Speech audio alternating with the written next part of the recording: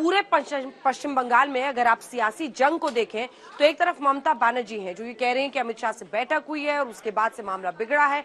वो बार बार इस बात को कह रही हैं कि हावड़ा के लोग ये नहीं थे, बाहर से बुलाए हुए लोग थे, यानी वो इशारा कर रही हैं कि ये प्रायोजित हिंसा है। वहीं दूसरी तरफ अगर आप देखिए तो बीजेपी हमलावर है। बीजेपी का ये कहना है कि कानून की स्थिति को नियंत्रित नहीं कर पा रही है एक तरफ ममता बनर्जी, तो दूसरी तरफ वो तुष्टीकरण की राजनीति के जरिए एक तरफ रमजान के महीने में जो मुस्लिम समुदाय है उसको कहीं ना कहीं खुश रखने के लिए रामनवमी पर जो शोभा यात्राएं हैं उनको सुरक्षा मिले, इस पर भी कॉम्प्रोमाइज कर रही हैं। तो ये जंग छिड़ गई है। भारतीय जनता पार्टी पिछले चुनावों से ही लगातार ममता बनर्जी पर हमलावर है और ममता बनर्जी भी उसी अंदाज में पूरी जंग को आगे ले जा रही है। आइए अब आपको अपनी एक ग्राउंड रिपोर्ट दिखाते हैं। इस ग्राउंड रिपोर्ट के जरिए आप समझेंगे कि दरअसल किस तरह से ये हिंसा हावड़ा में भड़की है। बीते दिन के बाद आज फिर से ये हिंसा वहां पर हुई है जुमे की नमाज के बाद।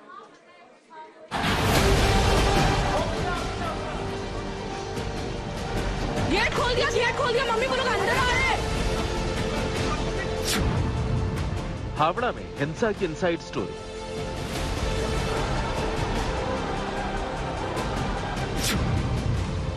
किसने भड़काया, किसने उकसाया,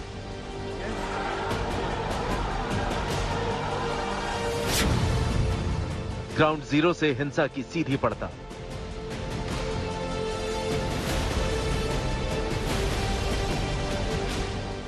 रामनवमी की शोभा यात्रा के दौरान हावड़ा में हिंसा हुआ, ये सबने देखा, लेकिन रामनवमी पर हिंसा क्यों हुई, ये सबसे बड़ा सवाल है।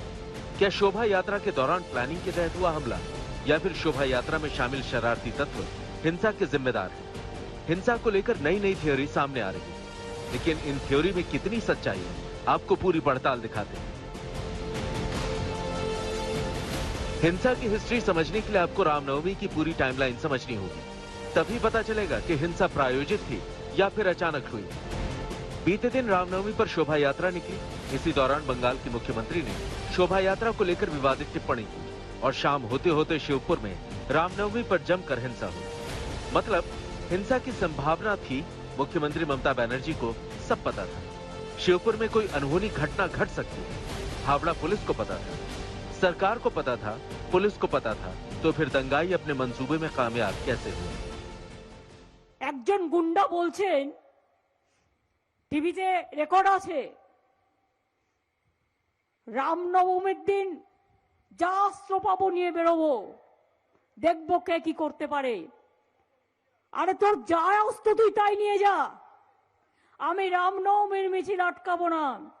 কিন্তু মনে রাখো, মিছিল আমরাও করবে, তোমরাও করবে। রমজান মাসও চলছে, রোজার মাসও চলছে। একটা মুসলিম এরিয়ায় গিয়ে হামলা করলে মনে রেখো তার বিরুদ্ধে আইনত পদক্ষেপ নেবে। মিছিল মিটিং করার তোমার অধিকার আছে, দাঙ্গা করার অধিকার নেই। हिंसा को लेकर स्थानीय लोग सीधे सीधे सरकार और पुलिस को कटघरे में खड़ा कर रहे हैं। Yes, I truly believe that the police failed to bring the situation under control because yesterday, because suddenly when the riot took place, suddenly as soon as the riot took place, the entire police car, they just took a U-turn and they didn't took any action. हिंसा पर स्थानीय निवासी का बयान चौंकाने वाला है। आरोप यही कि पुलिस की लापरवाही की वजह से हिंसा हुई। सवाल यही है, पुलिस मौजूद थी तो आगजनी कैसे हुई? पुलिस मौजूद थी तो घरों पर हमला कैसे हुआ? ये देखो, और फेंकना क्या? कांच के बॉटल्स फेंक रहे हैं ना, वही तो बोल रहे हैं। वो तो क्या है बेटा?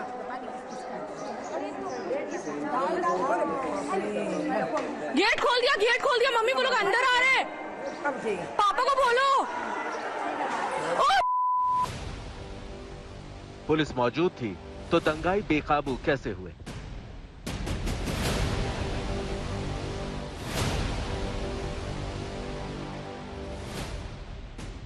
आज तक संवाददाता Anupam Mishra on the spot पहुंचे जहां हिंसा हुई, यानी काजीपाड़ा। इसी जगह पर, मुख्य तौर पर इसी जगह पर पूरा झमेला हुआ। यहीं से रामनवमी का प्रोसेशन गुजर रहा था, तब दो समुदायों में जो झमेला हुआ, यहाँ पे गाड़ियाँ थीं जिन पर तोड़फोड़ की गई, उनको जलाया गया और वो पूरे निशान यहाँ पर हम आपको दिखा रहे हैं जो अभी भी यहाँ पर मौजूद हैं। हिंसा को लेकर अब दो थ्योरी सामने आ रही है। थ्योरी नंबर 1, रामनवमी की शोभा यात्रा के दौरान शिवपुर में पत्थरबाजी हुई। सुनियोजित साजिश के तहत शोभा यात्रा पर हमला किया गया। पुलिस को हमले की आशंका थी, लेकिन सुरक्षा नहीं दी गई। थ्योरी नंबर 2, शोभा यात्रा का आगे का हिस्सा आराम से पार कर गया। यात्रा में शामिल कुछ शरारती तत्वों ने लोगों को उकसाया। काजीपाड़ा में फल वालों के ठेलों पर हमला किया गया। हमले के बाद शोभा यात्रा पर पत्थरबाजी हुई। इज्जत से हम लोग यहाँ पे रहे। ये लोग कल जा रहा था, बोल रहा है जय हिंदुस्तान में रहना होगा तो जय श्री राम बोलना होगा, नहीं तो हिंदुस्तान से भागो पाकिस्तान जाओ। तो ये सब चीज कोई बर्दाश्त नहीं करेगा। ये जुलूस अंजनी पुत्र सेना, विश्व हिंदू परिषद 42 संगठनों के साथ एक साथ मिलकर ये जुलूस निकली थी। सभी प्रशासन के आग्रह पे हम लोगों ने सारा ये शोभा यात्रा एक साथ मिलकर निकाला कि जिससे प्रशासन को असुविधा नहीं हो।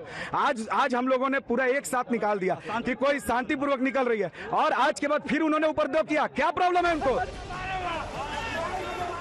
रामनवमी के दिन हावड़ा में हिंसा हुई, आज भी पत्थरबाजी हुई। बंगाल की मुख्यमंत्री का आरोप है कि शोभा यात्रा का रूट बदल गया। रूट बदलने की वजह से हिंसा हुई। সেই রুট তুমি চেঞ্জ করলে কেন? তুমি আনঅথরাইজড রুটে গেছো, ইচ্ছা করে একটা কমিউনিটিকে ধাক্কা দেবার জন্য এবং হামলা করার জন্য। ममता बनर्जी हिंसा को सुनियोजित करार दे रही। वहीं रामनवमी पर शोभा यात्रा के आयोजक इंद्रदेव का दावा है कि सब कुछ रूट के हिसाब से हुआ। पुलिस से शोभा यात्रा की परमिशन ली गई थी, यहाँ तक कि खास तौर पर सुरक्षा की मांग की गई थी। और तो और शोभा यात्रा को उसी रूट से निकाली जहाँ से इजाजत मिली थी। समय के द्वारा निर्धारित जो समय निर्धारित था उस समय के अनुसार हम लोग अपनी यात्रा शुरू किए। यात्रा शुरू होने से पहले सीपी साहब, पुलिस कमिश्नर ऑफ हावड़ा के, वो आए थे। उनसे मैं हाथ जोड़कर रिक्वेस्ट किया, सर आप केवल शिवपुर पुलिस थाने के आगे 100 मीटर की सुरक्षा हमें दीजिए, बाद बाकी हम लोग सारी सुरक्षा शांति से ले जाएंगे। यहाँ तक कि पुलिस के द्वारा हम क्या बैनर लगाएंगे, बैनर में क्या लिखा रहेगा, हम स्लोगन क्या देंगे, ये भी पुलिस ने निश्चित कर दिया था कि आपको यही बोलना है और बैनर ही लगाना है। मात्र राम भक्तों के हाथ में ध्वज था। शांतिपूर्ण से जुलूस निकल रहा था। 3 किलोमीटर हम अपना तय कर चुके थे। शिवपुर थाना जैसे ही क्रॉस किए, अचानक उसी जगह से पथराव शुरू। 24 घंटे से ज्यादा का वक्त गुजर चुका है। शिवपुर में तनाव है। सवाल यही है कि जब पुलिस को पहले से जानकारी थी कि पत्थरबाजी हो सकती है, तो सुरक्षा के पुख्ता इंतजाम क्यों नहीं किए गए? अनुपम मिश्रा, हावड़ा, आज तक।